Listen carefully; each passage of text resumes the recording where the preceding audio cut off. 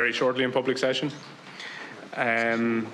Before we begin, it's my duty to bring to your attention a number of items that I have to start every meeting with regarding privilege. Witnesses giving evidence from within the parliamentary precincts are protected by absolute privilege in respect of the evidence they give to the committee. This means that a witness has a full defence in any defamation action for anything said at a committee meeting. However, witnesses are expected not to abuse this privilege and may be directed to cease giving evidence on an issue at the Chair's discretion. Witnesses should follow my direction in this regard and are reminded that long-standing parliamentary practice to the effect that, as is reasonable, no adverse commentary should be made against an identifiable third person or entity. Witnesses who are to give evidence from a location outside the parliamentary precincts, so somebody joining us by Teams, for example, are asked to note that they may not benefit from the same level of immunity from legal proceedings as a witness giving evidence from within the parliamentary proceedings, and may consider it appropriate to take their own legal advice. Privilege against defamation does not apply to the publication by you outside of the proceedings held by the committee of any matters arising from the proceedings. To our members, I want to advise members of the constitutional requirements that members must be physically present within the confines of the Leinster House complex here in order to participate in public meetings. I will not permit a member to participate where they are not adhering to this constitutional requirement. Therefore, a member who attempts to participate from outside the precincts will be asked to leave the meeting. In this regard, I would ask any member partaking via Teams that prior to making their contribution to the meeting that you confirm verbally to me that you're on the grounds of the Leinster House campus. You're reminded of the long-standing parliamentary practice that you should not criticise or make charges against any person or entity by name or in such a way as to make him, her or it identifiable or otherwise engage in speech that might be regarded as damaging to the name of the person or entity. Therefore, if your statements are potentially defamatory in relation to an identifiable person or entity, you will be directed to discontinue your remarks, and it's imperative that you would comply with my direction in that regard.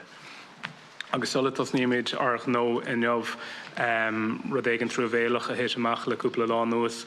Before we begin our business today, I want to take a few moments to mark the very sad loss of fisherman Kevin McCloskey, who tragically died at sea last week off the coast of Donegal. On behalf of this committee, I extend our deepest condolences to his family, to his friends, to his community. And his loss is felt not only in Donegal, but in coastal communities right across this island, where it stirs memories of our own painful losses and reminds us all of the dangers faced daily by those who work the sea. So to Kevin's family, we send our love and our support and our solidarity. To the fishing community in and around Killybegs and Donegal, and to the wider fishing sector, we offer our sympathy and our respects. And I also want to acknowledge here all those who took part in the search and recovery operation, the statutory agencies, the lifeboat crews, the volunteers, and Kevin's fellow fishermen who worked tirelessly to bring him home to his family. And so I invite you to stand for a moment's reflection. Eileen today, Gugaster Shing.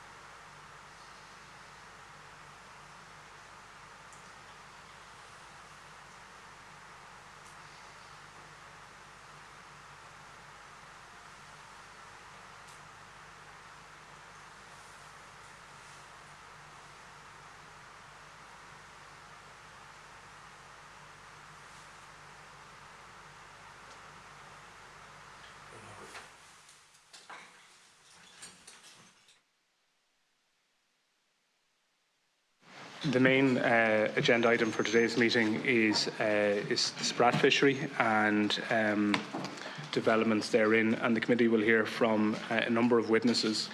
In fact, the largest number of witnesses we've had at a committee meeting to date.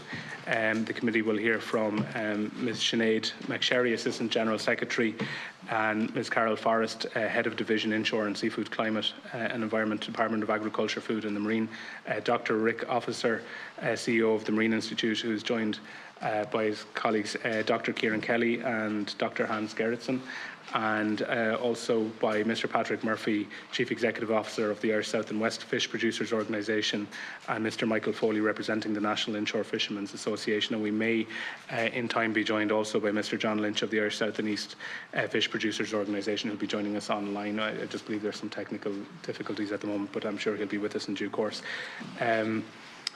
The witnesses have each provided opening statements which have been circulated to members. As we have a number of witnesses, I'll ask that each witness or each group would take 2 minutes to give a brief synopsis of their statement, rather than reading the full amount into the record, if that is okay. And that's just to allow us to get on with the business of the meeting. And I would also, just at this point, mention to members that we're going to take 7-minute blocks per member, just again to allow us to get through this.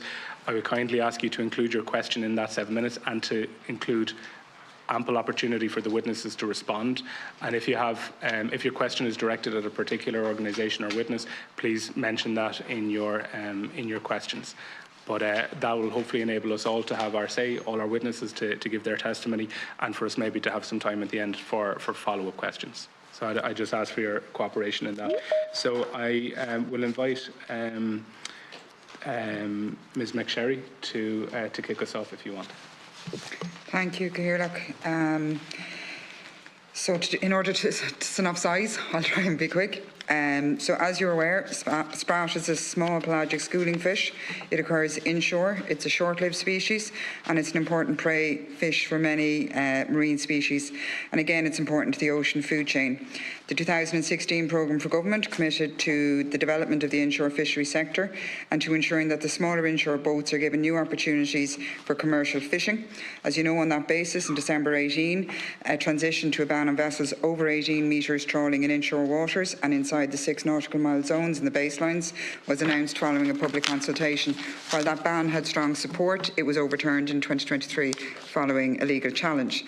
So on the basis of the 2020 programme for government, which set out a further commitment to ensure that inshore waters continue to be protected for smaller fishing vessels and recreational fishers, advice received from Council advised us to go into the next steps, which was to proceed anew with a new public consultation.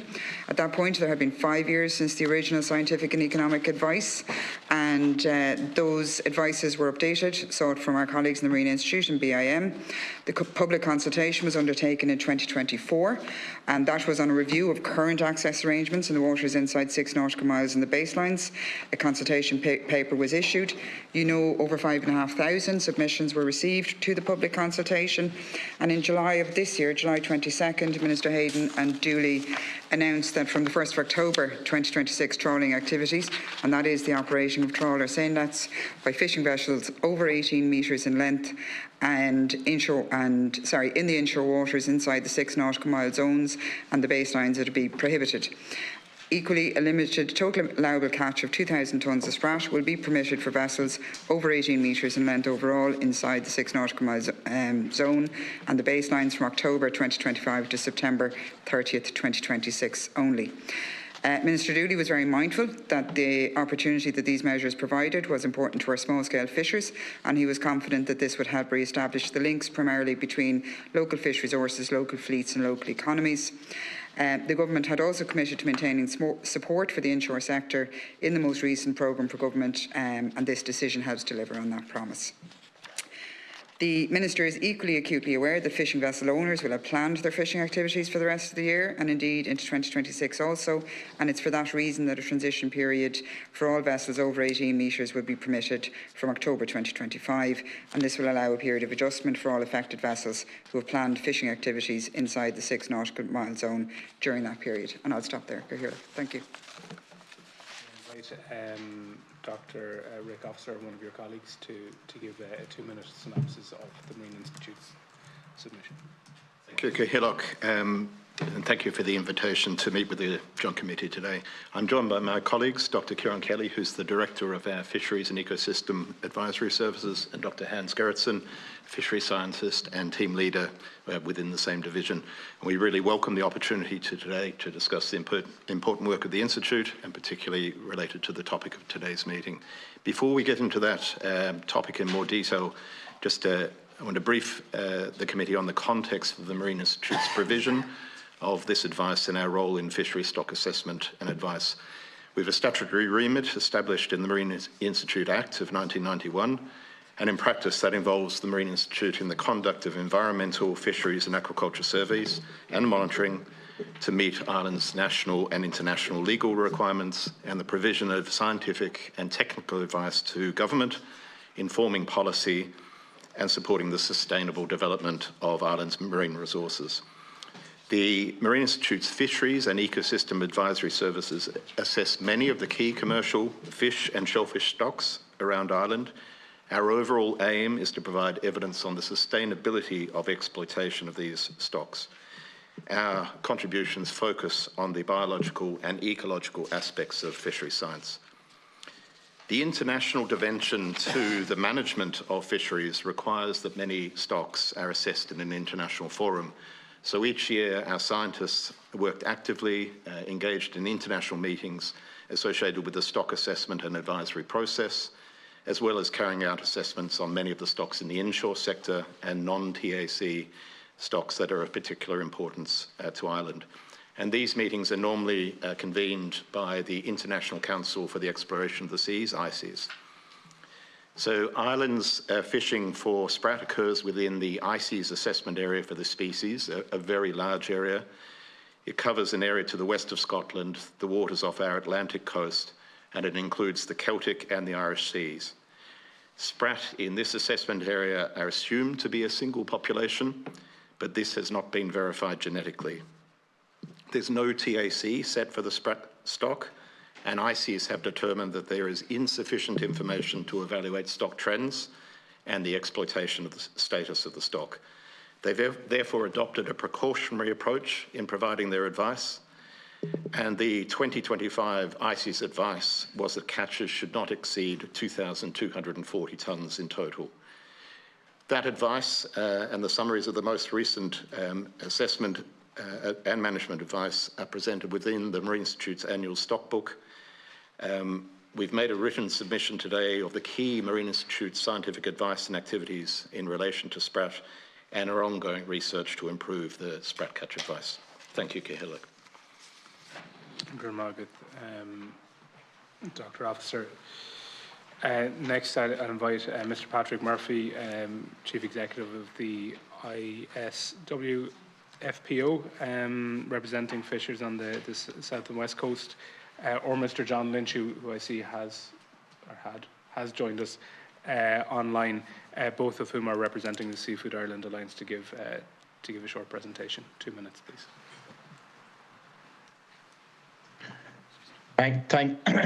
Thank you, Chair. Yeah, I have just to read the submission of the Seafood Ireland Alliance into the record. So I'll do that. I'll start immediately. So just the Seafood Ireland Alliance is four producer organisations and the IFPEA. Our general comments on the sprat fishery are that the Seafood Ireland Alliance were disappointed but not surprised that Ministers Hayden and Dooley announced a ban on trawling by fishing vessels over 18 metres inside the 6 nautical mile and baseline zones to come into effect from October 2026. Whilst the ban is general and far-reaching, it is clear the true target was the sprat fishery, which has long been the focus of concerted public campaign targeted at the fishery in the southwest. While the Seafood Ireland Alliance does not dispute the need for management of the sprat fishery, it would appear to the SIA the impacts of the blanket ban have not been properly assessed, and the unintended consequences of the ban on vessels targeting other stocks such as nephrops, horse mackerel and herring not properly considered. We would contend there are other mechanisms and methods to deal with management of the waters inside 6 nautical mile zone rather than the use of a blunt instrument as is now in place and which is unlikely to have the desired effect. Tools currently exist within the Common Fisheries Policy to address the problems which may arise in the 6 mile zone, which through proper interaction and constructive dialogue between the various stakeholders could effectively manage the fisheries without reverting to a blunt blanket ban. The background of the Sprat fishery. There is much confusion and misinformation spread about Sprat, the state of the stock and the fisheries that target it. Currently, the International Council for the Exploration of the Sea, ICES, do not currently conduct stock assessments on Sprat in Irish waters, as it considers that there is insufficient information to evaluate the status of the stock in the Celtic seas.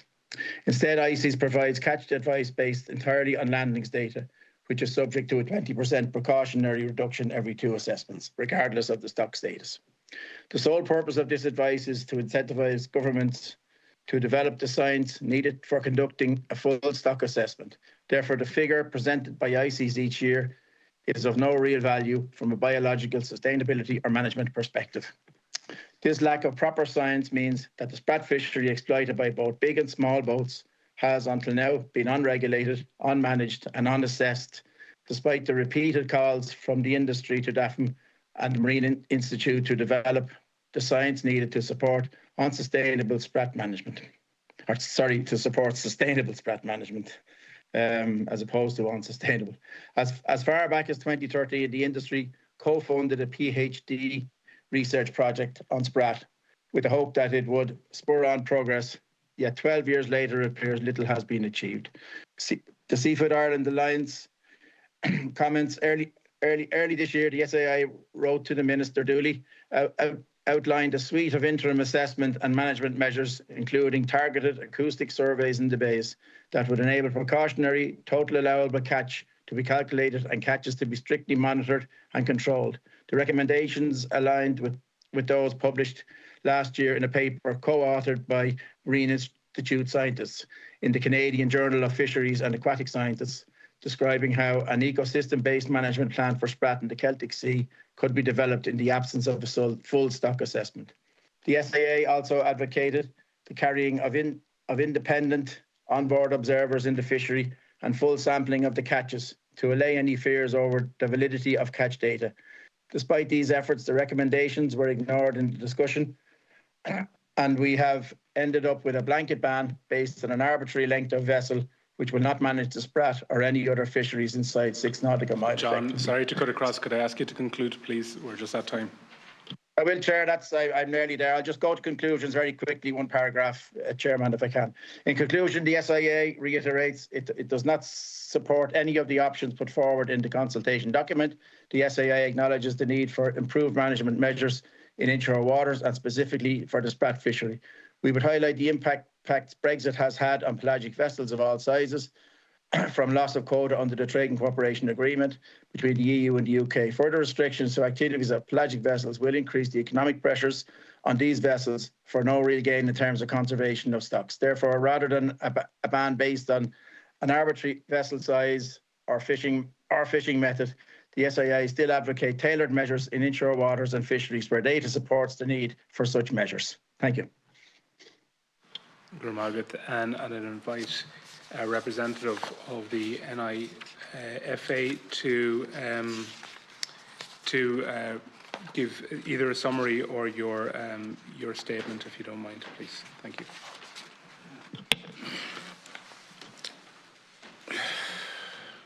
Yeah, the Dunmore box was established in 2012 by Minister Coveney. Large pelagic vessels excluded from fishing herring and sprat in the box. The fishery now prosecutes exclusively by inshore fleet. Surveys show healthy sprat stocks in the Dunmore box. Surveys did not include the bays and estuaries and areas of the highest sprat concentrate. Small scale, weather dependent fleet, the inshore fleet is. Poor weather restricts us from accessing bays and limits fishing pressure.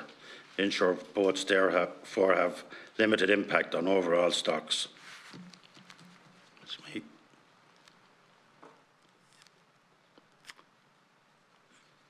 Finished now. Thank you very much. So look, I'll ask members to indicate it when they wish to speak, and I have Deputy Whitmore as indicated again. So the floor is yours. Thank you very much, and thank you for everyone for their statements and for coming in. today. I just first want to have a question for Ms McSherry. In relation to the policy measures that were recently announced, and just reading through your opening statement, is it fair to say that those policy measures were designed as a tool to assist the inshore fishery rather than as a sustainable fishery tool? Thank you, Deputy. So the policy review was in respect of trawling inside 6. That was the purpose of the review.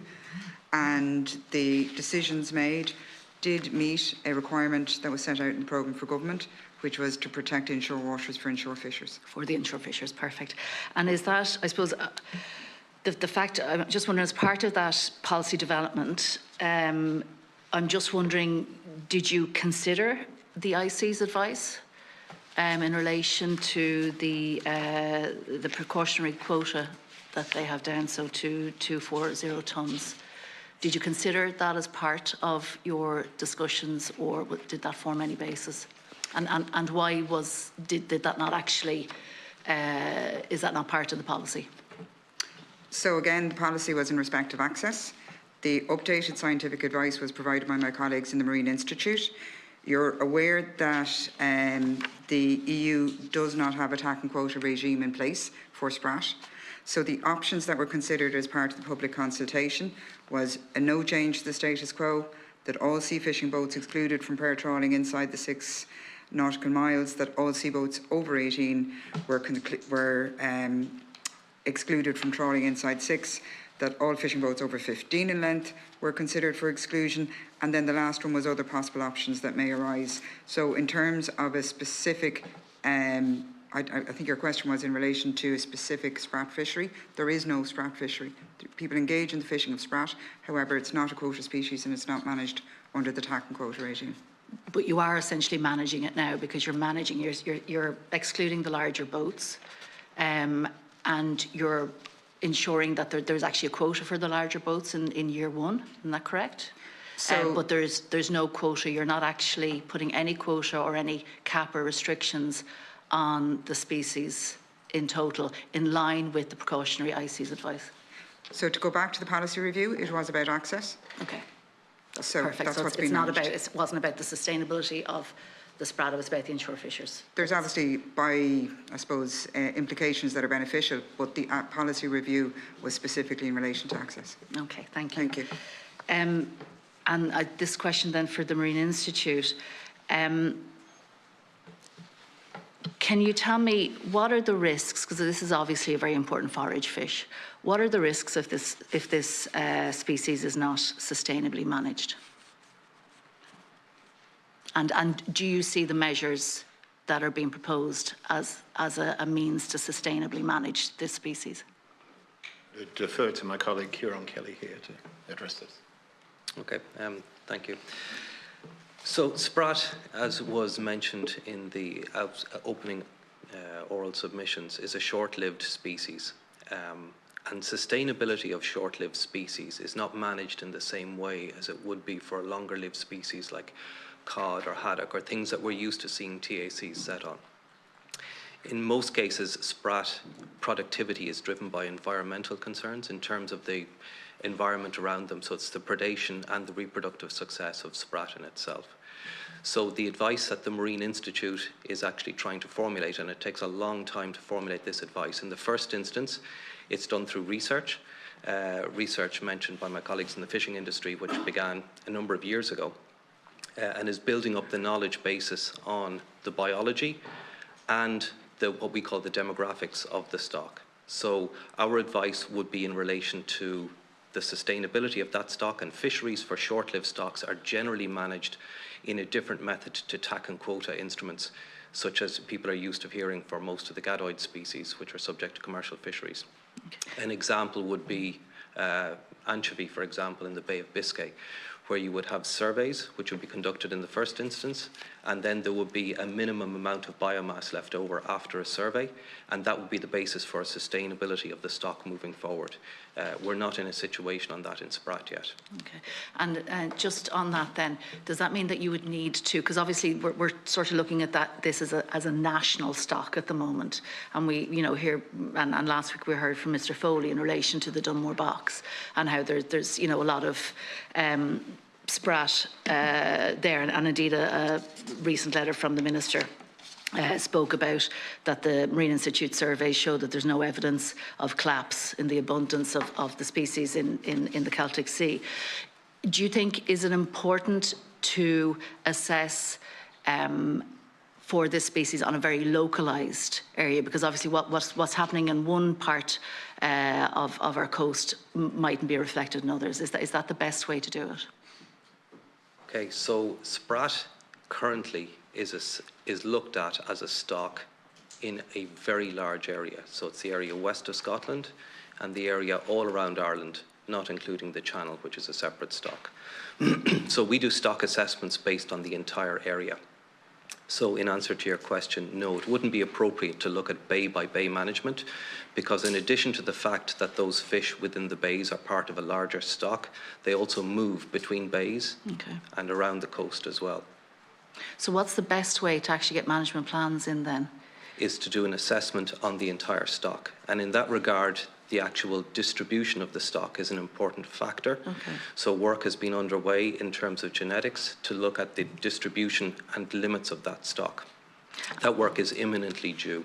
Okay, and in the absence of that information, is there a risk that we are not going to manage this stock sustainably? That there could be, because it is a very short-lived fish, and if there's one, heavy year of fishing, it could impact the populations significantly, I would imagine. So as was referred to beforehand, the surveys of the Marine Institute, which do detect Sprat populations both within and without the 6 nautical miles, because it's distributed across both of those areas, have not shown, they show a change in abundance over time. That change in abundance actually fluctuates quite highly. Part of the issues that we have in terms of looking at the population is that in some cases we consider that the abundance that we detect on surveys may not actually be due to a fluctuation in the population, might actually be due to detection measures. So these things are subject to errors anyway as we go forward in time.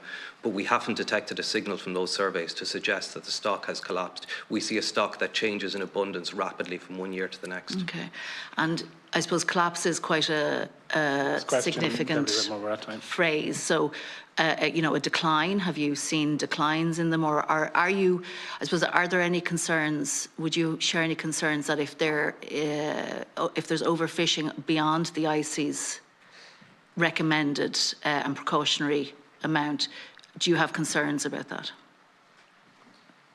The ICES advice is based on a formula looking at catches over time. And the advice that we would give, and we have given, is that there should be a precautionary approach to the exploitation and the management of the exploitation of the species.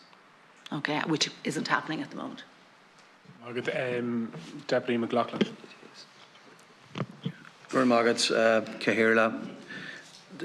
Just to put into context the discussion that we're having today, we have reckless overfishing right now for a number of years by Norway, the Faroe Islands and Iceland, which is having a devastating impact on mackerel stocks, in complete disregard of ICES advice, with no repercussions, it appears to me. What happens then is that the pelagic stocks and the industry are squeezed, and the ability to negotiate a fair distribution of quota. So obviously in Ireland, it's a publicly owned quota, belongs to the Irish people, no one else, that quota of mackerel. And what happens is you don't come to a good outcome in terms of inshore versus the offshore there. So that has a squeeze impact. And then what happens with the inshore is they're fishing crab, lobster, other shellfish, and now sprat. So all of this is interrelated. The lack of political leadership really in addressing these issues and asking people. See, for me, it's very simple. and any fisherman I would speak to would say the same. If the science is saying that a species is under threat, there's madness to be fishing that species. It has to rest. It has to be able to recover. And that has been completely ignored if we work our way out. And all of this is interrelated because, you know, obviously Sprat is in the food chain, particularly in the pelagic sector. So, you know, I just want to say that at the outset. It would be, you know, remiss of me not to say that everything's interconnected. So everybody's under pressure, and we do not have a proper responsible management right through the system in terms of our offshore with other countries, our offshore into the inshore, and then so on. And that's where we find ourselves here now. The thing that stood out to me in the Marine Institute submission is ICES have determined that there is insufficient information to evaluate stock trends and exploitation status of Sprat stocks. And that seems to be the fundamental issue here, that you have environmental campaign groups making their case. And I see in the submissions from the fishing organisations that's challenged. But the problem is we don't have, it appears to me, we don't have definitive science. You know, like, I mean, it has to be of concern that if something is so critical in the food chain to a species, that up the line is so important to our coastal communities, that we would have absolutely rock-solid science on that. And I'm not convinced by what I'm being... Now, I mean, obviously this is an international cooperation issue, so can you just elaborate from the Marine Institute's perspective, how do we get to the point where we can trust the data so we don't have environmental campaigners fighting with inshore fishermen who are trying to sustain their livelihoods and get by on in very, very serious circumstances around our coast? And I'm mindful at the start of this meeting today we took a minute's silence for somebody who's lost their lives. It's an incredibly difficult industry. We don't need to make it more difficult for people. So just to get a response from the Marine Institute. Thank you, Deputy. So it's not unusual that stocks always don't have the complete data to be able to make a definitive assessment. So what you're seeing here with the ICES approach, the adoption of a precautionary approach, is essentially to provide the time to gather the data necessary and the information necessary to be able to improve the status of stock assessment. So that's the basis. There is actually a definitive basis in the ICES advice. It is the precautionary approach in the immediate term. And what we do in that time is work with our colleagues internationally. There is a workshop, I can't recall the exact name of the workshop, around improving the basis for advice for this particular stock. So there's been Marine Institute contribution and involvement in that group to agree essentially a program of data gathering, evidence gathering to improve the status of the ability to assess the stock. So that's involved. Kieran Kelly mentioned some of the aspects of that, gathering data on the biology of the stock. Its distribution is hugely important.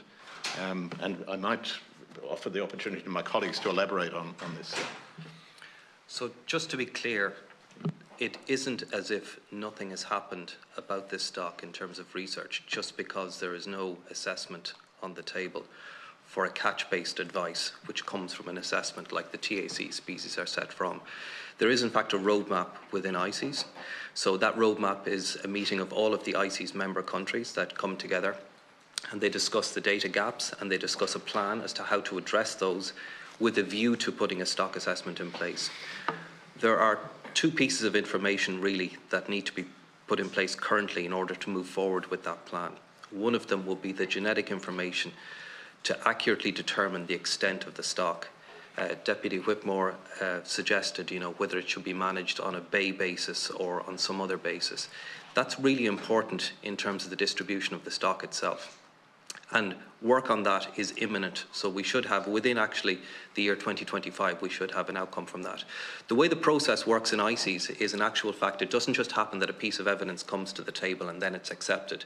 There's a process within ICES whereby that information has to be gone through by the International Council for the Exploration of the Seas, vetted, peer-reviewed, approved, accepted, and then moved on. So also within ICES, we have a benchmark process, and that benchmark process is to establish an appropriate quality framework around any assessment that is done. One of the dangers of scientific data is that you can look at anything from one year to the next. And again, Deputy Whitmore was asking about trends. You know, if I told you that the Sprat biomass was particularly low in 2023 and particularly high in 2024, that's not necessarily a trend. That's just two observations over time. So factors like that in the interpretation of the information must be looked at properly in order to give a sound basis for the advice. And as my colleague Dr. Officer said, in the absence of a full stock assessment, the advice that comes from ICES is purely on a precautionary basis. And there's a rules basis for that advice at the moment based on average catch. Can I just ask you to also clarify the fact that Sprat isn't a quota species? I mean, you know, if you have a quota, it appears that we have definitive guidance from ICES that instructs, you know, obviously the December Fisheries Council and so on. So is that a factor here, because it's not a quota species, that we don't have the level of data cooperation that we'd expect? Not necessarily. I'll speak to the scientific aspects of this. So whether a species is managed by quota or not is a matter for fisheries managers. Okay, the Marine Institute works in the science lane here. So essentially we do research on all species, both commercial and non-commercial species as well. We also provide information in terms of the Marine Strategy Framework Directive as to the environmental status of commercial and non-commercial fish stocks. So no, that's not a factor. We do work on these stocks irrespective of whether they're quota or not. In terms of the main direction of effort, we of course have to organise ourselves as well to get our science done effectively and efficiently. And in that regard, there tends to be a focus on the species that we cover on our surveys. Our surveys are broad-scale surveys at the moment, so we have adapted that over time to make sure that we cover information on Sprat. Okay. Deputy Gallagher. 7 minutes, Deputy. Visitors for the presentations, and it appears to me that initially the idea was to protect Sprat for inshore fisheries, but the wide brush was used. So all other fisheries, and I'm thinking in particular of in the northwest where it will have implications for horse mackerel, nephrops and herrings, that no vessels, as and from October 2026, will be able to fish in there, even though the initial purpose of this was to ensure that the sprats would be protected. Now, we don't have any idea of the quantities of sprat there. It's a hit and miss. I think it's based on the annual review of the Celtic Sea Autistic Survey. And as you will know, the primary aim of that survey is to provide data on herring stocks. But while the biomass of Sprat is also estimated, it's just estimated and reported. So I would have thought that there's nothing stopping, not prohibiting us in Ireland from carrying out a study of Sprat stocks in our EEZ area. Is that possible? Or are we just linking it on to herrings and we arrive at this conclusion? There'll be a limited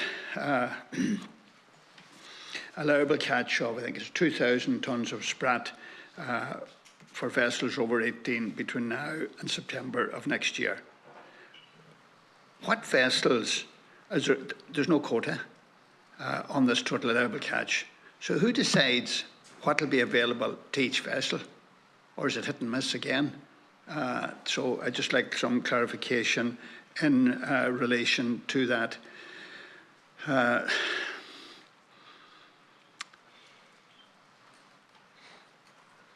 just learned, I'm sure you people know it, but I'll refer to it from my contacts in Brussels of many years, the frightening news.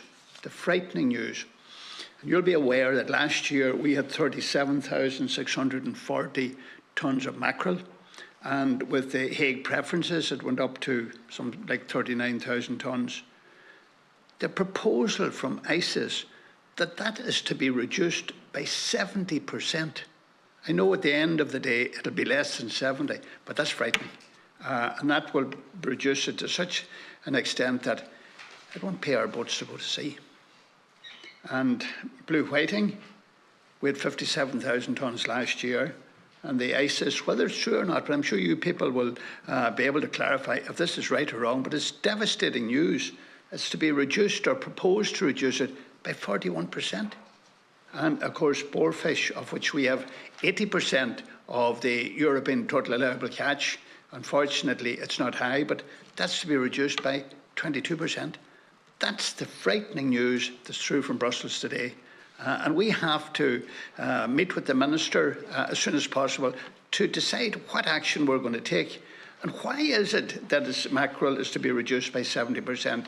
Because, and it's been referred to by my colleague, Councillor Paddy McLaughlin, that the Norwegians, the Icelandics, the Faroes, and also the UK are fishing indiscriminately, and we're suffering as a result of that. Something has to be done, just not at the level of the Council of Ministers, but this has to go to the highest level, the European Council, that those, if we weren't in the European Union, and if we were acting indiscriminately, sure, we could fish 120,000 tonnes. But this, at such an extent now that something has to be done about the overfishing by these other countries. And the more they fish, and of course, then kind of implications on price. I think I've said enough. I'm just dumbfounded at the news, but perhaps somebody could clarify if it's true, and I hope you can clarify that what I'm telling you is not true.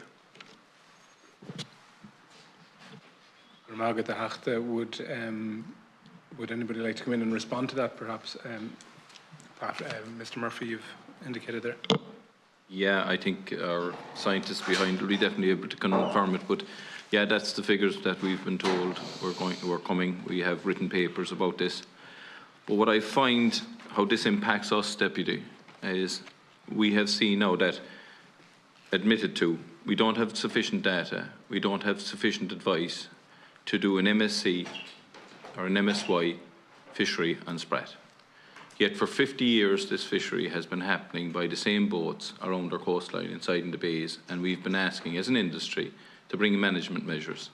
We ourselves in the Irish South and West put out a paper giving reasons why we should have a management and actually making suggestions and asking to sit down and talk to people. But without the sufficient data, what we're going to see now is guesswork. And on top now of what Pat is after saying here is shocking. We're talking about a just transition that we give the boats that have been fishing for 50 years inside here with massive amounts of their income being derived from this sustainable fishery. Why do I call it sustainable? It's a fish that lives for 2 years and it's been fished for 50 years and it hasn't been fished out yet. And yet we're the ones that are calling for scientific advice to make sure it's a proper managed fishery. And we're being told that's not happening and that's not there. But what we're going to do is we're going to discriminate against larger vessels and give it to smaller vessels because they need the opportunities. But the smaller vessels have never been restricted in entering this fishery, ever. It's up to them. It's an open fishery. There's no attacking quota. So they can go at this fishery. There was never a prevention from a small boat going at this fishery. Never prevented for a number of years. So suddenly now we're going to increase the number of opportunities. Where those opportunities has not been explained, how we're going to manage it, as Jennifer Whitmore has said, we don't know. But what we're going to do is that we're going to take more from boats that have already going to lose massive amounts of their fisheries, and there is nothing else for them to go to because we see cuts of 70% in mackerel, 41% in blue whiting and 22% in boarfish. But what you have to realise is that the 70% of mackerel is the 4th year of cuts. So the actual fish that our boats will be expected to catch now will be probably a third of what they had 4 or 5 years ago when this policy was being drafted up. And on those figures, the policy was drafted up. And now the figures are completely out of whack. And we're still moving ahead with taking an opportunity off boats that depend on it inside the 6 mile that they've been fishing for 50 years. And now they're being told, leave the fishery. And it's because we're going to discriminate, we're going to take it off you, and we're going to give it to the small boats. Nothing to do with science. We've heard it here today. It was said it wasn't about sustainability, it was about access. That was what we heard from Sinead McSherry. That is shocking. Absolutely shocking to come all the way to Dublin to hear that boats are being discriminated against just because it was in the programme for government that we're going to take it off larger boats, take off their entitlements and give it to somebody else. And nobody seems to think that that's wrong. Well, I do. So I would ask the committee here to consider that. Thank you. Margaret, very briefly, I'll go to Mr. Foley and then we'll come to you, Senator Boyle. Patrick, I mean, we're sitting here now talking about mackerel and what you have or what you haven't got, but in actual fact, the inshore have nothing. We don't have mackerel, we don't have blue whiting, we don't have redfish, we don't have boarfish. We did have herring, but that was taken off the inshore boats to satisfy a few larger vessels. And I think we're actually getting away from the point that we're here today. It is about Sprat. And when Minister Creedy brought in his, I won't say ban, but it wasn't about Sprat. It was about trawling inside the 6 mile. It was to create opportunities for inshore boats who didn't have any opportunities. Like, let's face it, Patrick, the bigger boats worked from the inside out, down through the years. And I've seen it firsthand. It's very easy for your boats to say, stop it, or don't do it. It's like the child being in the cradle and she don't get her own way, so she throws a rattle around. Foley, could I just ask you, I don't mean to cut you off mid-flow, but just if you could direct your comments to me as the chair or to the committee as a whole, rather than we're going to avoid getting into back and forth between any of our witnesses, if that's okay, if you don't mind. I'm sorry, I'm not very used to this. I know I was here last week, but I actually don't want to be here. Yeah, to be straight, I understand. I was fired in at the deep end last night, and I don't want to be here. But I mean, I can't sit here and listen what Patrick is saying about what they're going to lose when we've already lost it. I'm sorry, that's my take on it anyway. No, you're more than entitled to make your point and respond to it. It's just to do it through the chair. We're going to try and do that so we don't get into a kind of a back and forth, if that's okay. I'm going to... Because I was addressed there personally here, so through the chair. I'll give you 1 minute, and then because Senator Boyle is waiting patiently here for his opportunity, so I'll give you 1 minute, Mr. Murphy. There are ways that we manage the fisheries, Chair, and there is a hook and line opportunity for boats to catch mackerel. There is draws for, as Michael has pointed out, about sentinel fisheries. So of the 2,000 boats, and the department can verify this, it's around 40 boats apply for it. The mackerel quota, the hook and line, has only been exceeded once in the past 10 years. They haven't got their quotas.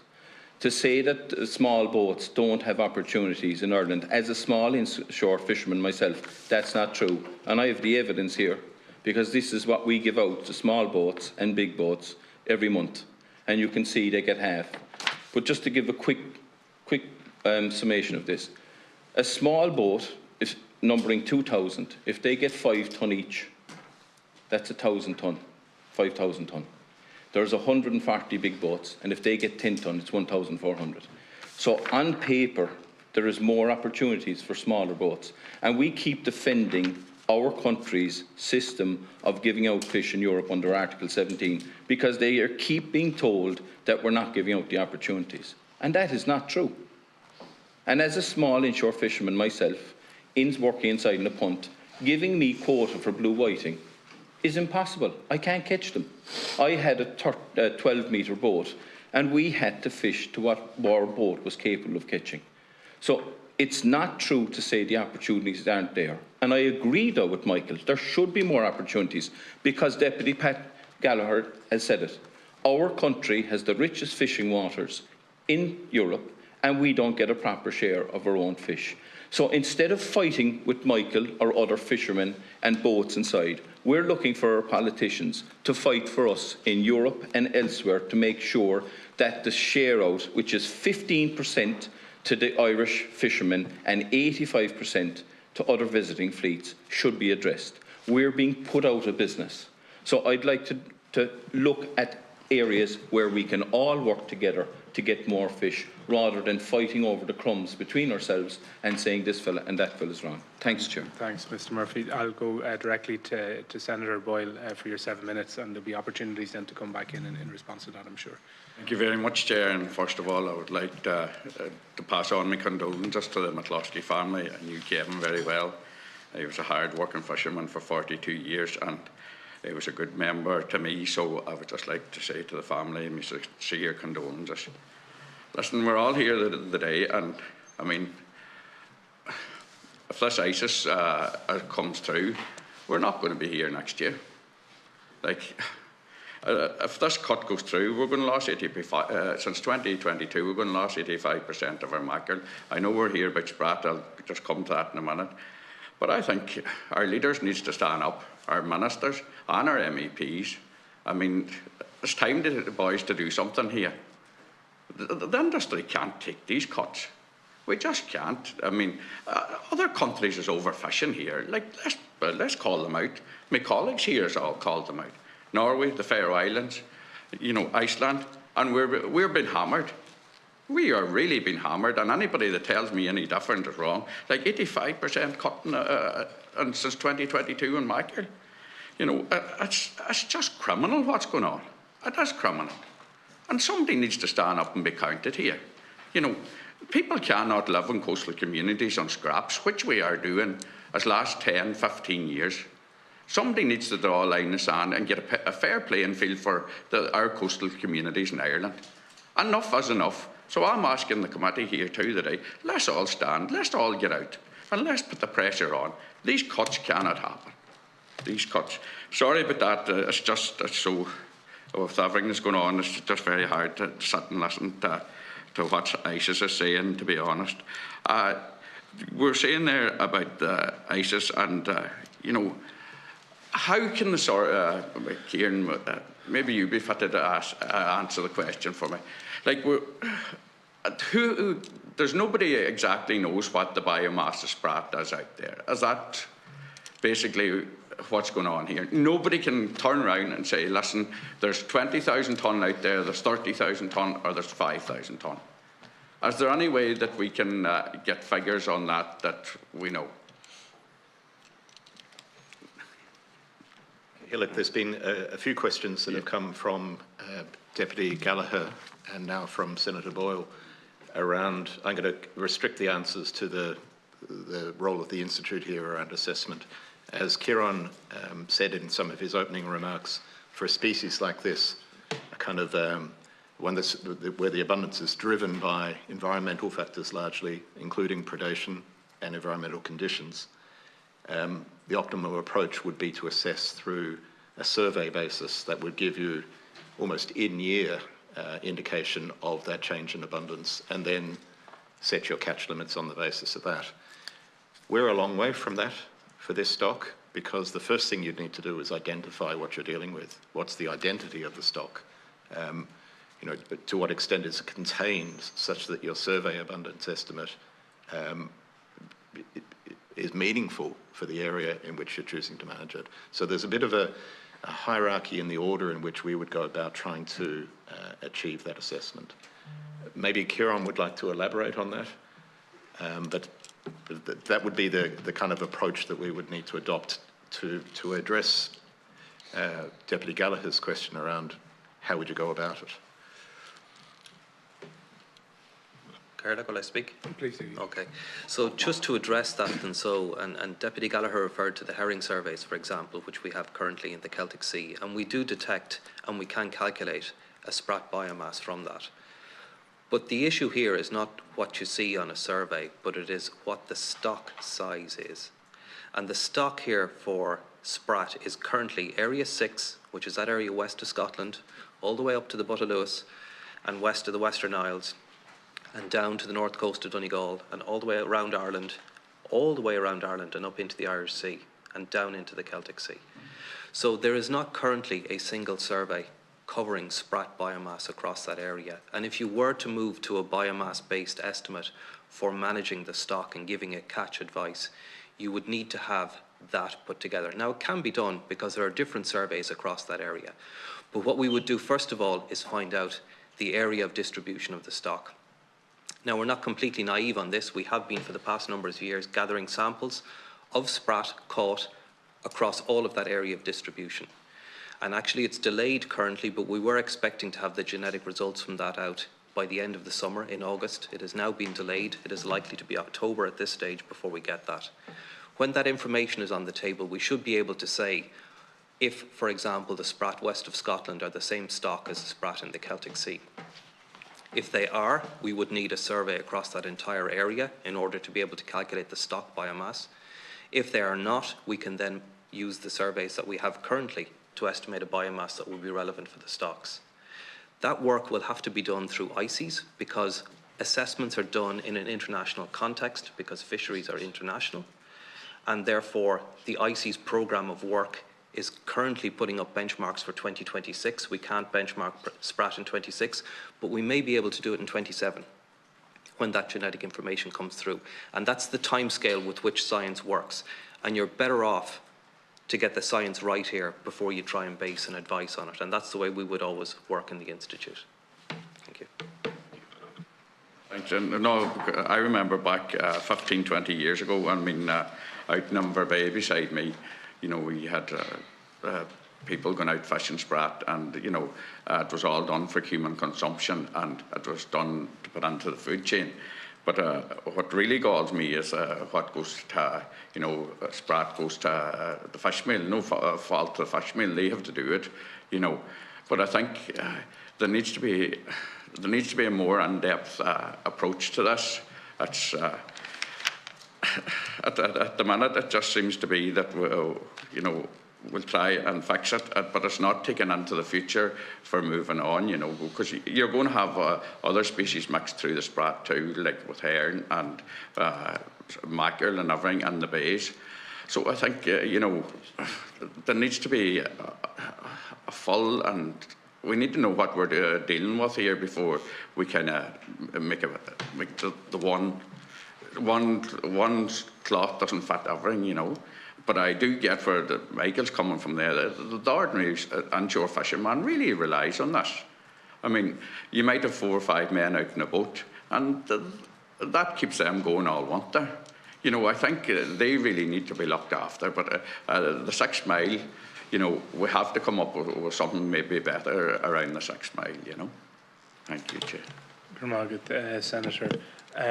Next, Deputy Cowell.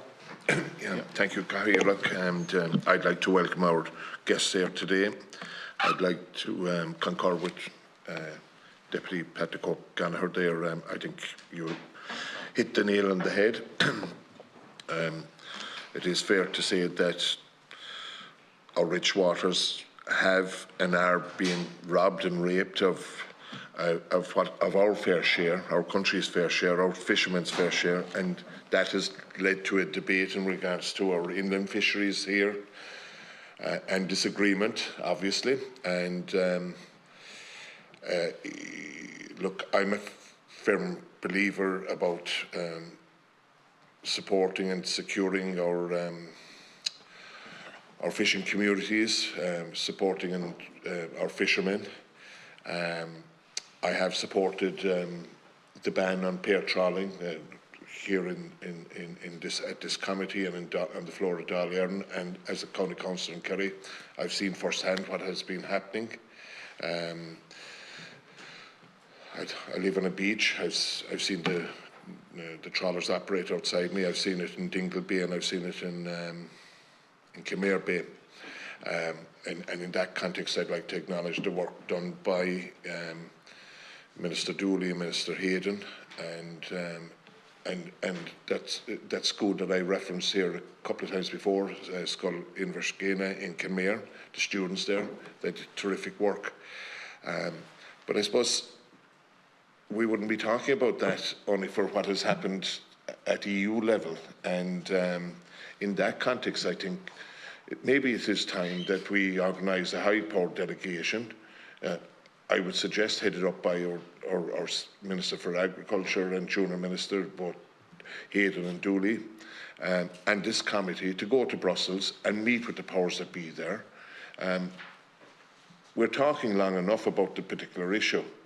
And I know that we can't change history and change decisions that were made, but we can certainly fight and fight our corner. And I think the only way we can do that is by going to Brussels and sitting around the table and making our case, putting it out there in black and white, because it is black and white.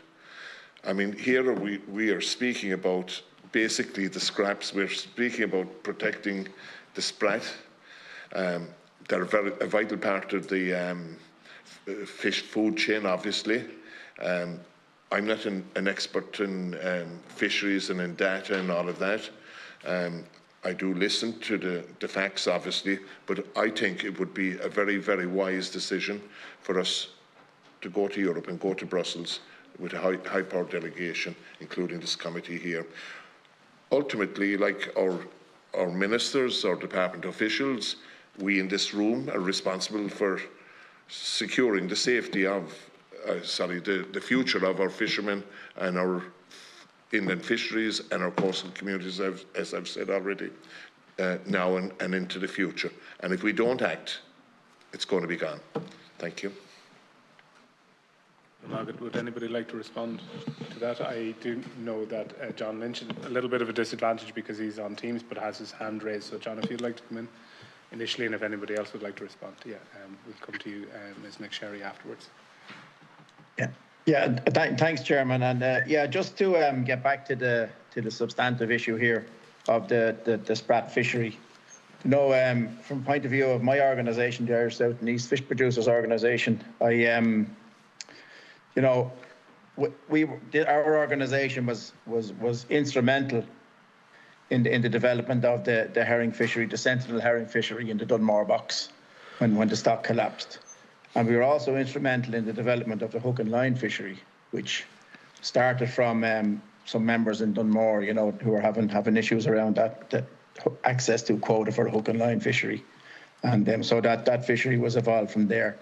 And I think in terms of the Sprat fishery, those are the types of management systems that we need to look at in the absence of having a full stock assessment for Sprat, which I think from the lads in the Marine Institute they're working to try and improve our knowledge on Sprat, and I think we need to do that also, and develop fisheries that suit the available stock. We all know that Sprat is an important forage fishery, and you know, I think that we need to measure how we catch it and where and when we catch it and how much of it we take. I think we can work our way through it, and you know, the development of something that is sustainable, a fishery that is sustainable for ourselves around Ireland would, you know, we can avoid ourselves in this fishery the collapse that we're now seeing in the other pelagic stocks because of the actions of others.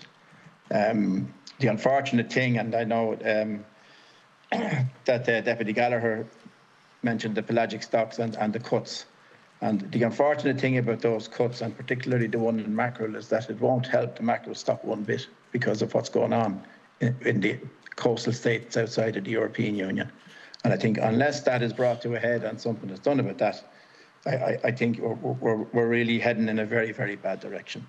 But on the Sprat, I think we need to get back to square one and negotiate how it should be managed and in what manner it should be managed. On the actual 6 mile ban, which you know, it's as Sinead said, it wasn't particularly to manage the Sprat fishery, but it has as a consequence done so. But the 6 mile ban itself also has other consequences that I mentioned in the SIA's opening statement, and that is that it has an impact on the Nephrops fishery in the Irish Sea and in the west of Ireland, and it has an impact on the herring fisheries around the coast, you know, where access will be a problem. And on the 6 mile as well, from our organisation's point of view, we think that a ban on vessels over 18 metres is arbitrary, because there is no difference in a vessel of 17.9 or 18.1 metres. But this regulation will force vessels over 18 metres to go outside the baselines and 6 nautical miles of those baselines in the depths of winter in very poor weather. Now, I know that particular section of the fleet has been depleted because of fishing pressures over the years. But nonetheless, I don't like to see people being forced to do something that they don't normally do. Thank you, Chair. Good morning, Ms. McSherry. Thank you, Cathaoirleach. I suppose maybe to deal firstly with Deputy Cahill and Deputy Gallagher's comments on the publication of the IC's advice this morning. It was published while we were in here, so not having done a full analysis of it, but what I can say is that Minister Dooley will be here on the 14th on the Sustainability Impact Assessment of Fisheries Opportunities for 2026, and I think that will be a significant issue of debate.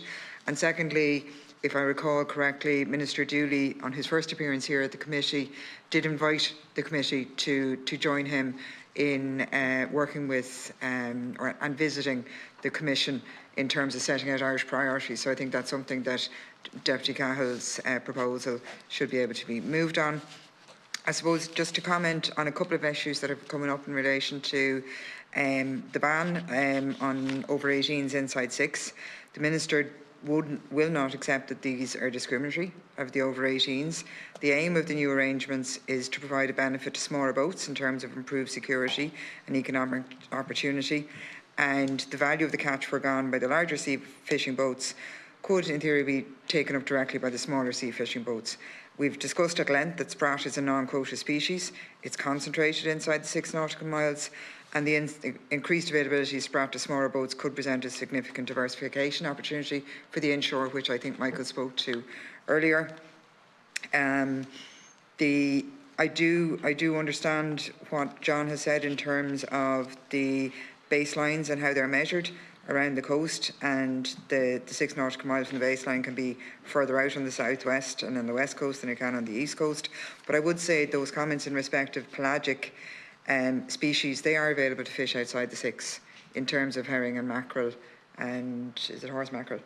I think were mentioned earlier. So there are opportunities to fish those outside the 6 nautical miles in the baselines. Thank you. Thank you. We have a number of other speakers have indicated, so I'll go to Deputy Whitmore again. Thank you. I suppose I just want to get on the record. I absolutely think it's really important that government supports the inshore fisheries. And I know that the inshore fisheries have been squeezed out of many of the fisheries, and last week you outlined a series of ways that you could be supported, and I think it is really important that government does that. And I can understand the rationale in relation to this, the ban on the larger boats. But, and this is, I suppose, more directed at the department, I think you will not have a long-term benefit to the inshore fishery if you do not have it as a sustainable fishery. So you cannot, when you're developing policies, you cannot separate those two things. There is a real risk with it. And I think in the absence of the data from the Marine Institute that outlines exactly what can be caught sustainably and where it can be caught, I think there is very much a significant risk. And that risk is not just to the livelihoods of the inshore fishermen, but also the livelihoods of what we've seen where we have many marine tourism operators are being impacted by this, but also the wider environment in its own right, whether it's mammals or seabirds. And I think that was really important, and this was it was a missed opportunity to actually deal with that. So when I've been calling for a moratorium on the fishing, it was for that purpose, a moratorium until a sustainable management plan was in place, because that is ultimately what will assist the inshore sector going many years into the future, and not just maybe a benefit over the next few years. But I do think that's really important. I also just want to make a point, Chair, in relation to, I think it's unfortunate that some of the environmental groups weren't invited in or invited to make a submission on this, because there's quite serious allegations being made against them, and they do not have an opportunity to respond, and I think that's really unfair. When we're talking about a marine, and this committee when it has been tasked to deal with these issues, it is not just fisheries issues that we've been tasked to deal with. We have been tasked to deal with the wider marine environment as well. And it is important that we see all those different aspects work in conjunction. It isn't the case that we're just going to focus on fisheries. How much more quota can we get? Fundamentally, if we do not have the science right, if we do not have sustainable fisheries, we will see collapse of all those, and then no one will have any work. So I think that's really, really important. Just back to the Marine Institute, because look, your plan is in place, the policy is in place. There will be a ban on the over 18s, and the inshore fishers will have access to unregulated and unlimited amounts of sprat going forward. I'm not going to be able to change that no matter what bills I introduce. You know, hopefully these discussions will assist the Minister going forward in making further decisions on this. But what I would ask is that the Marine Institute is tasked to actually conduct all the analysis that they can, and that they're resourced to do that. And indeed, I'm not sure how that process, the ICES process, gets kicked off for 2027, but it is absolutely fundamental that that is done, because we cannot have a situation where we have the international organisation responsible for fisheries management saying that, you know, as a precautionary measure, that we should not be fishing above 2,200 tonnes, and yet we do not have any quota on them at all. There is no restrictions other than what's the short-term restriction on the over 18s. That is completely not acceptable. So just for the Marine Institute, how do we get that process kicked off in relation to ICES, or is it already underway?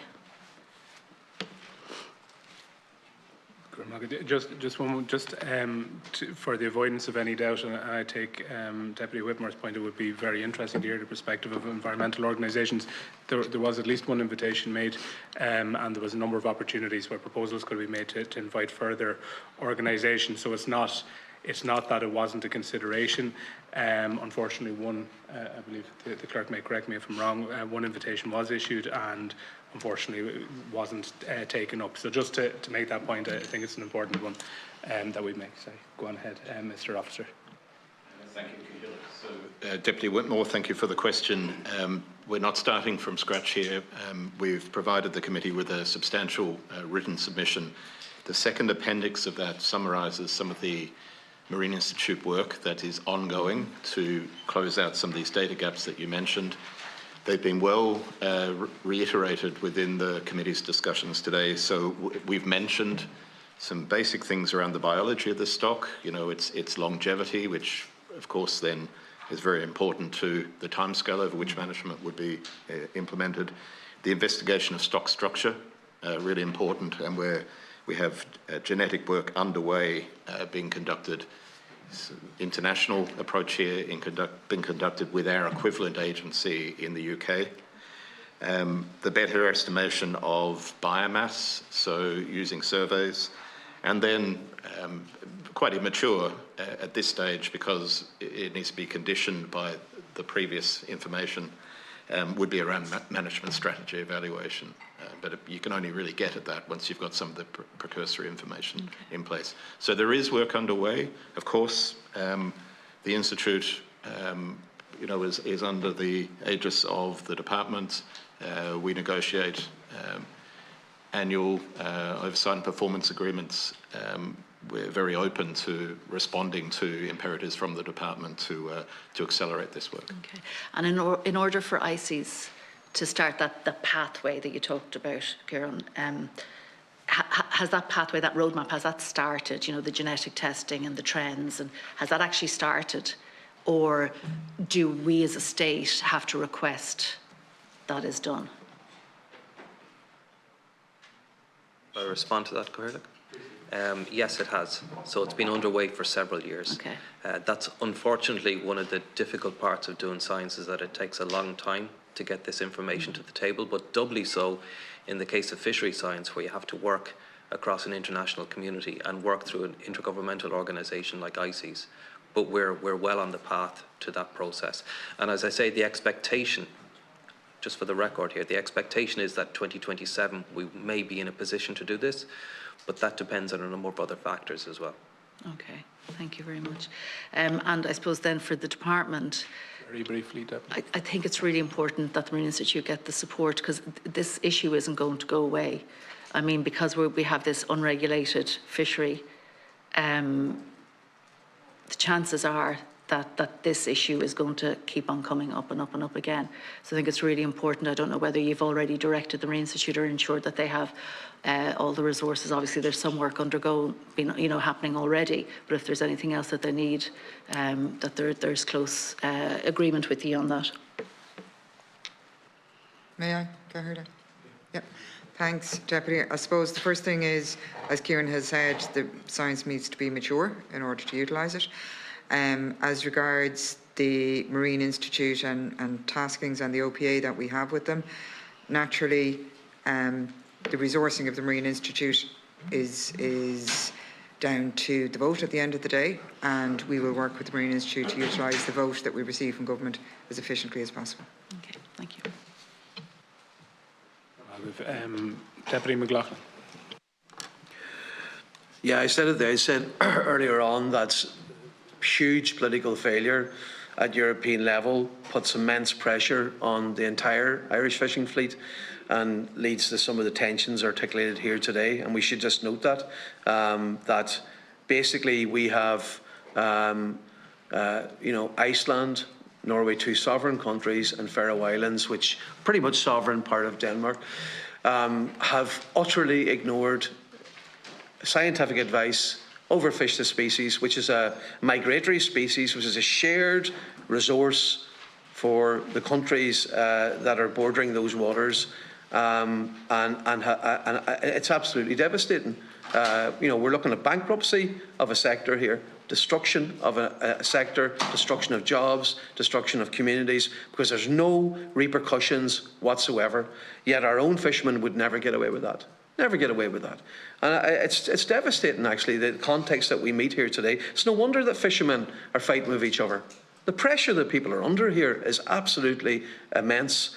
And that's the context that should focus all of our minds.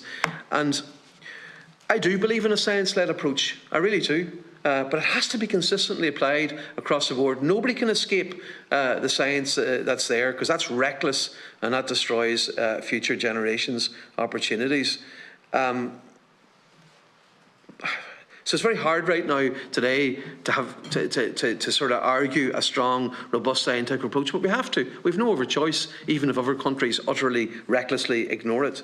And in the opening statement, Sinead, from yourself, in one of the last paragraphs, Ireland will of course have regard for a possible TAC, total allowable catch, and quota regime or other appropriate conservation measures going forward if recommended in the scientific advice to support the sustainable management of Sprat. So in the submission for the Seafood Alliance, they protest repeatedly, and it is compelling that they want to see robust scientific evidence and a management. I just want to ask the question.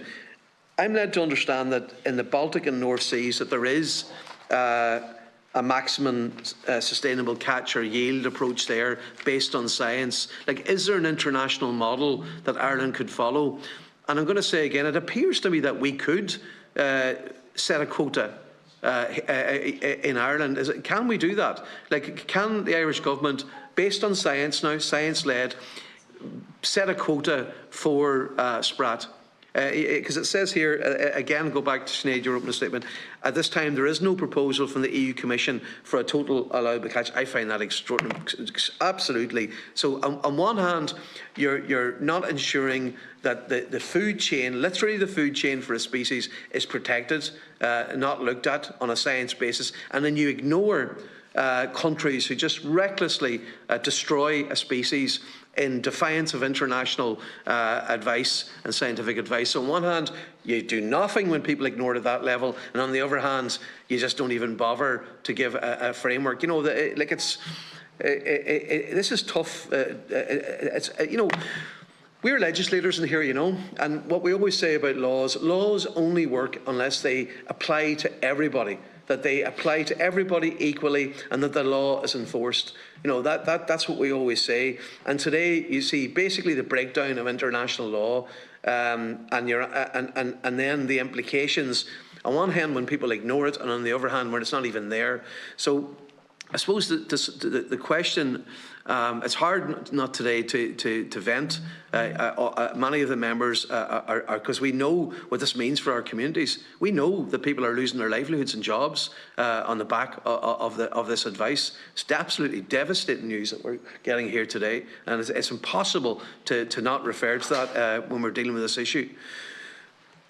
But we have no choice than to base this on science. So again, I asked the Marine Institute and Sinead there, the Assistant Principal Officer in the department, the Assistant Director in the department, how do we get to the point where we have absolute, solid scientific advice? Is it the employment of more officials? Do we need more resources for the Marine Institute to do this? And will we set a quota? Will we do what the fishermen have actually asked us to do, is to have a scientific framework so they're not fighting with each other, that we can rely on?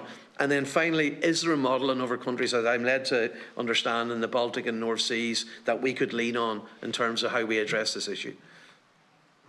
There's a couple of different parts to those questions, so I'll go to Ms McSherry first, then Mr Murphy, and then back to the Marine Institute. If that's okay. Thanks, Cahill. I've written down a few, Deputy. I hope I get to them all. So I suppose the first question you raised was in respect of Sprat and the introduction of a quota management system for Sprat, basically. So in my statement, I gave you the extant situation. There is no plan at EU level. The policy directive that was subject to the recent public consultation was on trawling inside 6. It is a political decision for the Minister if he wishes to introduce a Sprat management policy. And that's something that can be considered, but that has not been the subject of the recent public consultation. It was on trawling inside 6. So that's, I suppose, that issue.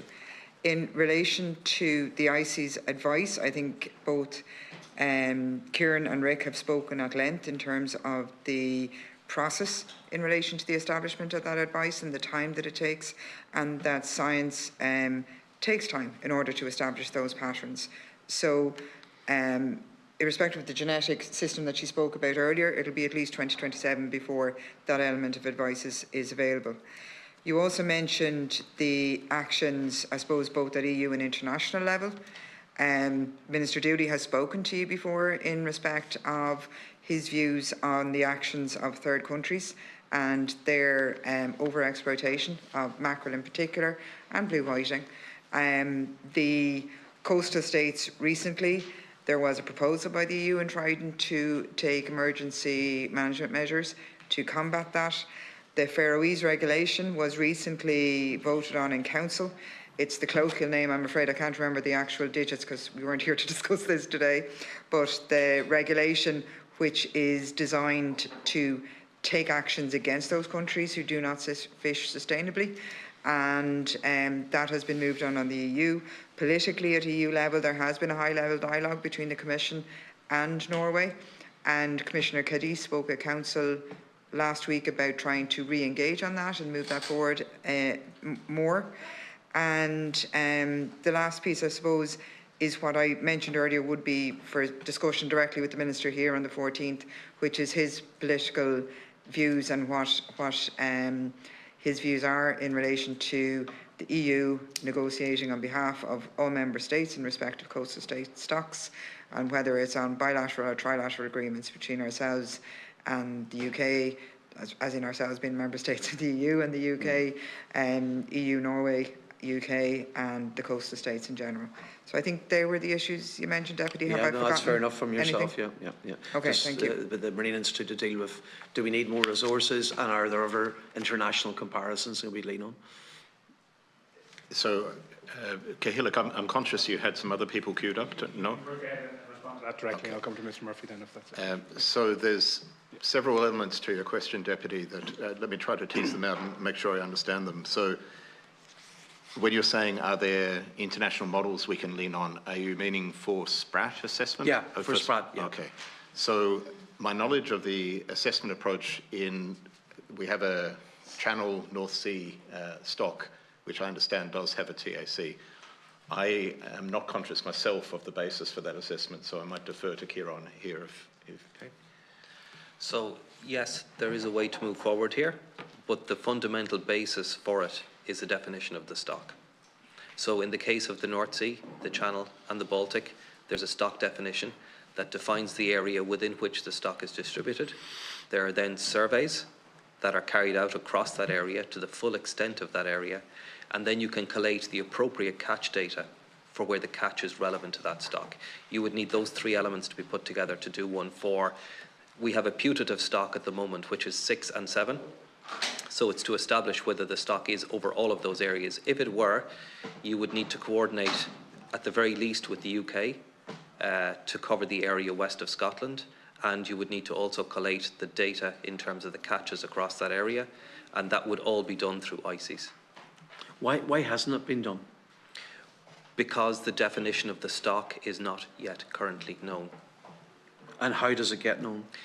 It gets known through genetics, and that's what I referred to earlier on as a piece of work which we expected to have been due actually before the end of this summer, which is slightly delayed, but we would expect it to be out before the end of the year. However, I also mentioned that once that genetic scientific information is available, it has to go through due process.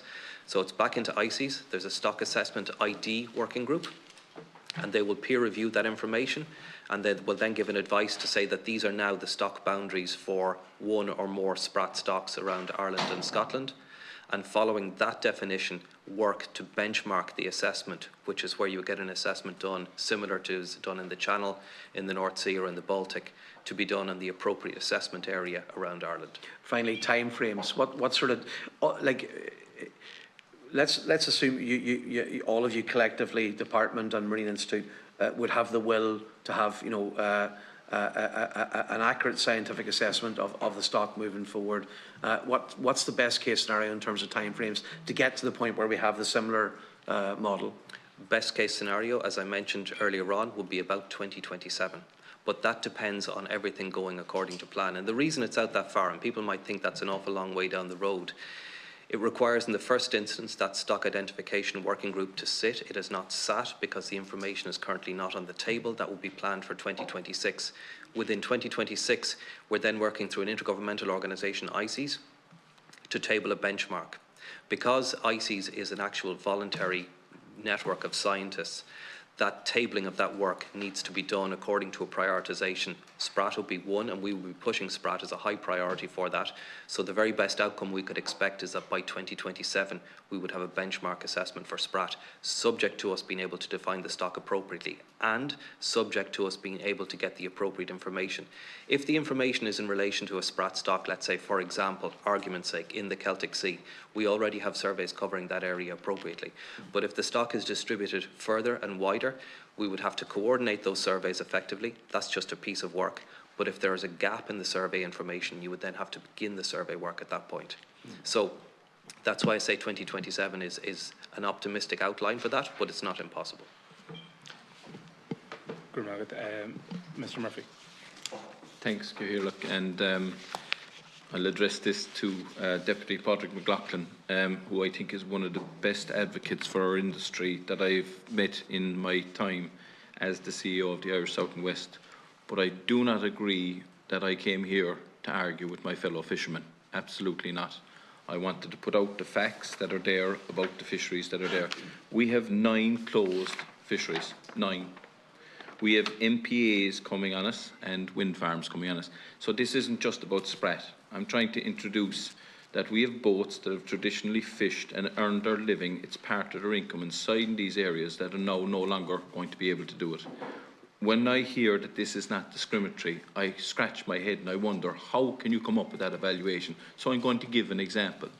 We have, and we will face, the UK, who did the TCA deal for 12 years, which we gave 49 million of fish, 25% of our fish, to have access into the UK waters. And now they're saying that 43 areas are going to be designated as marine protected areas. And in one of those areas, our boats spend 80% of their year's catches in those areas, and they're going to be excluded from those areas. Can you imagine if the UK turned around and they said and brought up a measure to say, well, we need to protect our English boats, and ergo we're going to give those opportunities just to our English boats and exclude the Irish boats? Would we call that discrimination? So for me, that's a simple yes. So I know we've been discussing 101 times about the science, that we need the science to decide on how we can set a quota for this important stock. But for my members and the larger members, if they don't have a quota in this, then they will be even further discriminated against from this opportunity. We've spoken today about the loss of opportunities. So just to make sure that people understand where I'm coming from. On the wall of my organisation, there's 87 boats members in 1995. After 3 decommissioning schemes, we're left with 37. That's where we are. We have vessels landing into our ports that are actually increasing their activity since Brexit. We have boats coming into Castletownbere, landing fish into the backs of lorries that are actually damaging the roads by the weight of the fish that's going up the road. And our fishermen still don't fight with those fishermen because it's a competitive industry outside. But we do need a fair share of the fish in our own waters. Coming back to what you said about going to Europe, Deputy Michael Cahill, we have a common fishery policy that has 3 pillars under relative stability. That's the protection of the coastal communities, protections of our oceans, and protections of our stocks. So besides the impending doom coming in pelagics, we have 9 species, both in the Irish Sea and the Celtic Sea, with 0 catch advice. 9. We have no quotas. We're not allowed to have a quota unless we have a bycatch for whiting, for cod, and for haddock in the Celtic Sea. And pollock. So we are at death's door. That is the facts of our industry, because we are in such danger of losing our industry. And this is the last thing that I want you to remember. Please remember this. In 2004, on the Irish Fishing Register, vessels over 15 metres, we had 400. 400 boats for the entire Irish people. We have now, in 2025, 140. That's it. That's what boats we are talking about now are trying to earn a living in our waters. Thank you, Mr. Murphy. And I think that should be thought of when you're talking about taking opportunities from one fisherman and giving it to the other with no scientific advice. Thank you. Deputy Gallagher. Thank you. I don't think the question I posed hasn't been answered. How the proposed 2,000 tonnes of Sprat are to be distributed over the 18-metre vessels that are allowed to fish there between now and the end of September next year.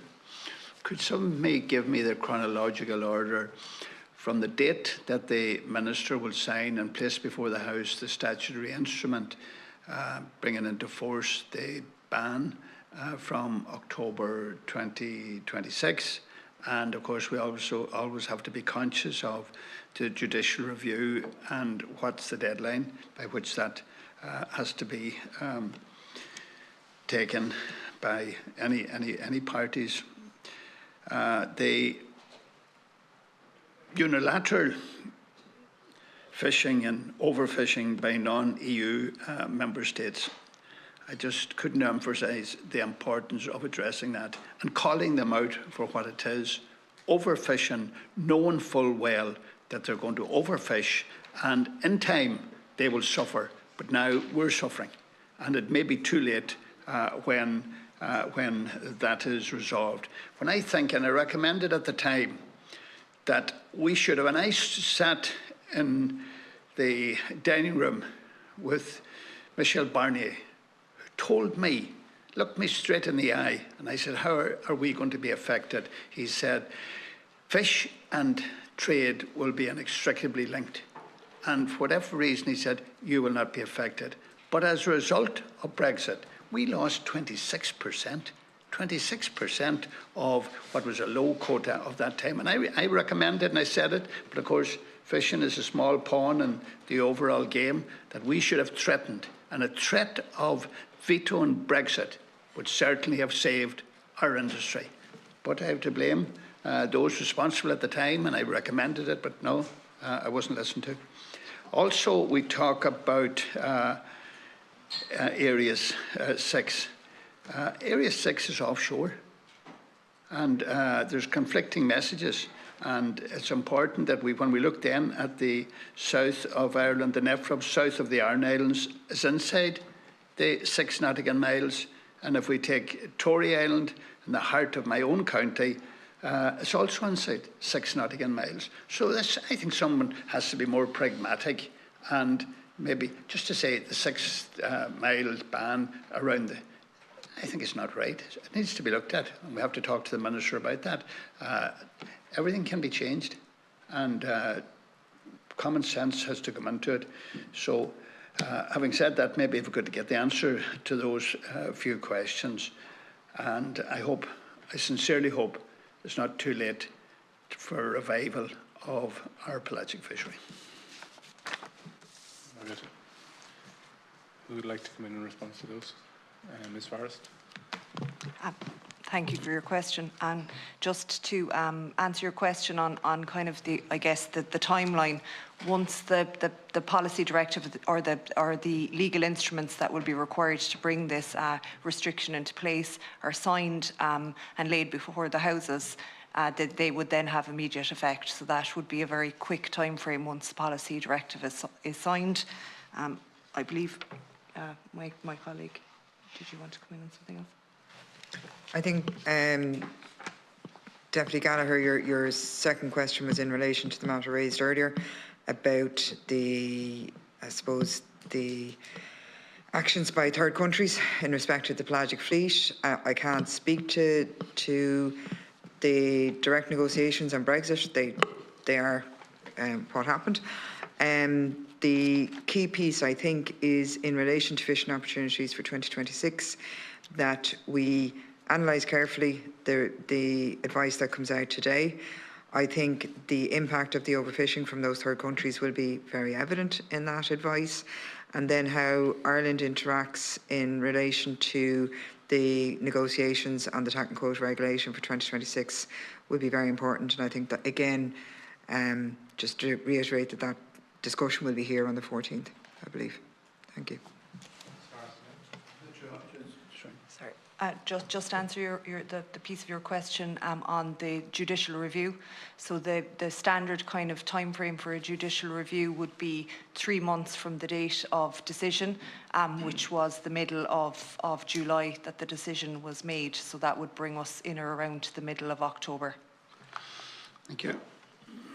And the 2,000 tonne of Sprat. Yeah, so in relation to the 2,000 tonnes of Sprat, we're currently finalising the legal instruments that need to be put in place to manage the Sprat fishing for the period from October to September next year. Thank you. That's ongoing. Thank you. Deputy Cahill. Yeah, thank you. Look, and just to finish up, there's an urgent need to there's an urgent need for financial support for the inland fisheries sector, and I suppose in the ideal world we shouldn't be having, I shouldn't even have to say that, but I suppose, you know, just to wrap up, the monster in the room is obviously an art of foreign boats coming in and, as I've said already, robbing and raping our waters. And will the committee move on organising that high-powered deputation to Brussels? Thank you. So, yeah, we do have an invitation, Deputy Castle, as Ms McSherry has reminded us here from the Minister of State, to attend and we can discuss it at our next private meeting. The logistics of that, I think it would be useful. I think most of us around this room, any of us who've been involved in any way in sea fisheries, have been over, have met with DG Mare, have met with the Commission, have met with the PESH Committee, have met with our MEPs, and just earlier today we discussed actually having a joint meeting, I think at Deputy Gallagher's suggestion, with the Fisheries Committee in the European Parliament, and I also suggested that we would ask our MEPs to attend a committee meeting here in the not too distant future. So we need to continue that engagement, I think, with all the various institutions at European level. We will, as has been referenced multiple times during this meeting, have the Minister appearing here on the 14th, where we will be discussing the December Council meeting and the issues around fishing opportunity, in particular quota. The elephant in the room, as I think you said it yourself, Deputy Cal, the fact that we need to dramatically increase fishing opportunity for the Irish industry, or consign it to a watery grave, and therein we can have discussions as well about how we allocate that domestic quota, that national quota domestically. I think it's important as well to note that following our meetings with the inshore fishermen last week, and we'll have another engagement in a couple of weeks with islands fishing operators, we will be discussing again, and we'll be seeking to have the Minister before us to discuss issues emanating from those discussions. So there's a piece of work that we're undertaking.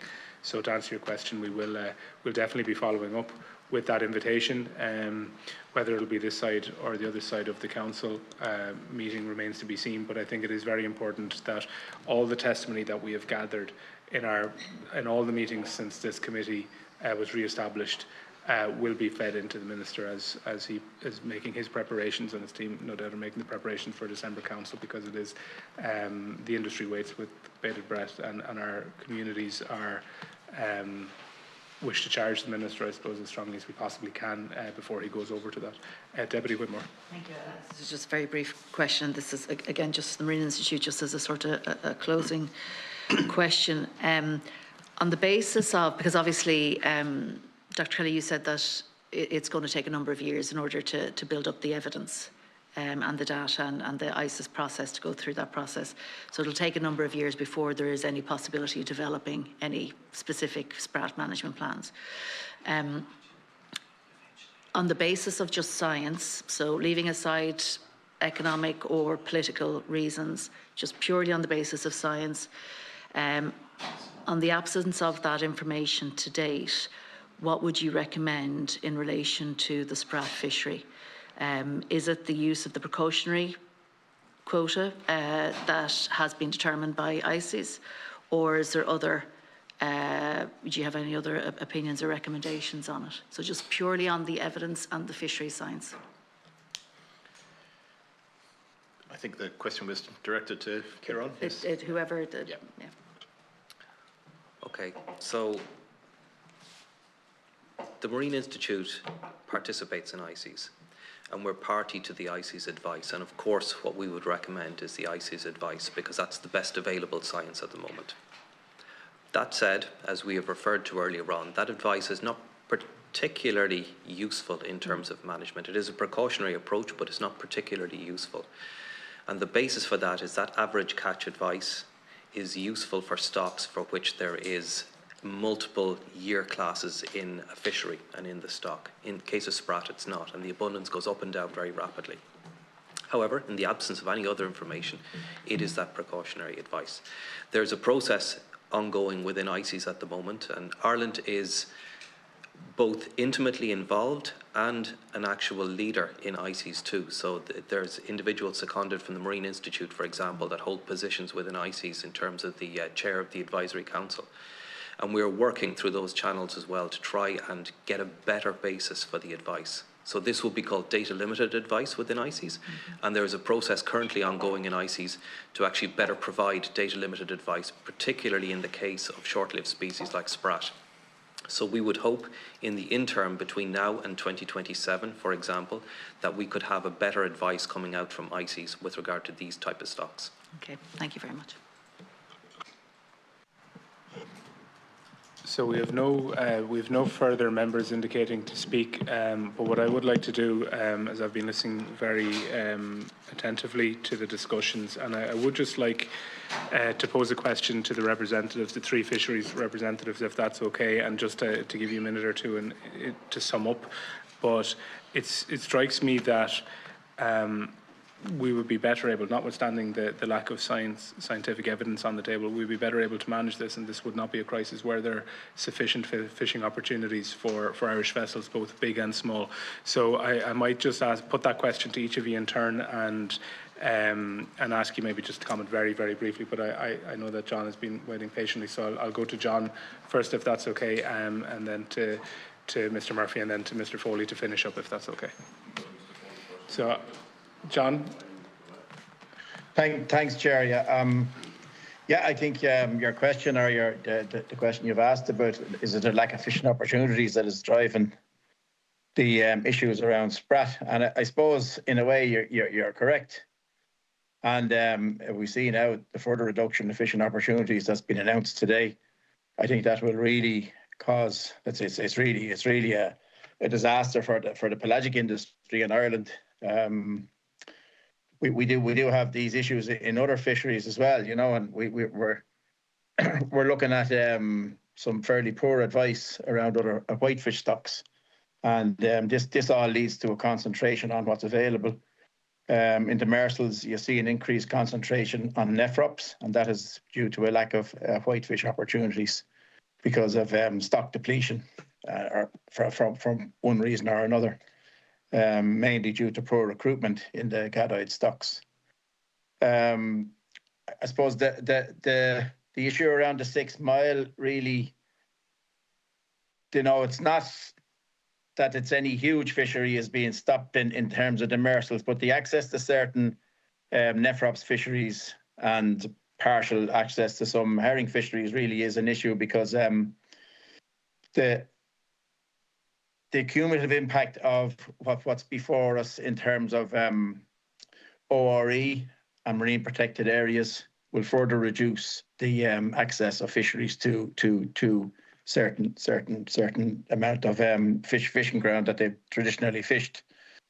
So that cumulative effect of everything is, as you say, pushing vessels to make the most of any opportunity that's available to them. But that doesn't take away from the fact that we need to manage in line with advice, scientific advice, and we need to manage our fisheries so as they are sustainable. I think in Ireland ourselves, we have generally done quite a good job of that. And I do think that if we set up some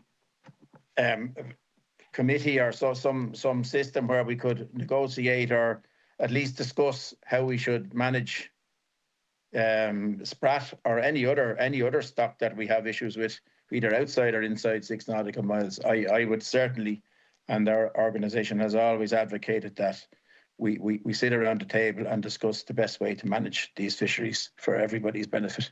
Thank you, Chair. Mr. Lynch. Mr. Murphy.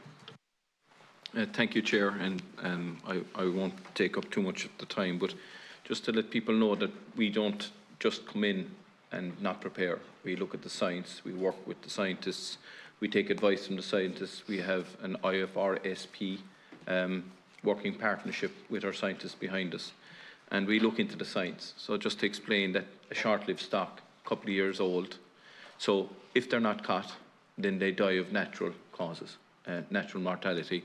We feel that in the fishing industry, as hunter-gatherers, rather than let them die and go to waste, we prefer that they would be brought in and used into the food chain and provide food security.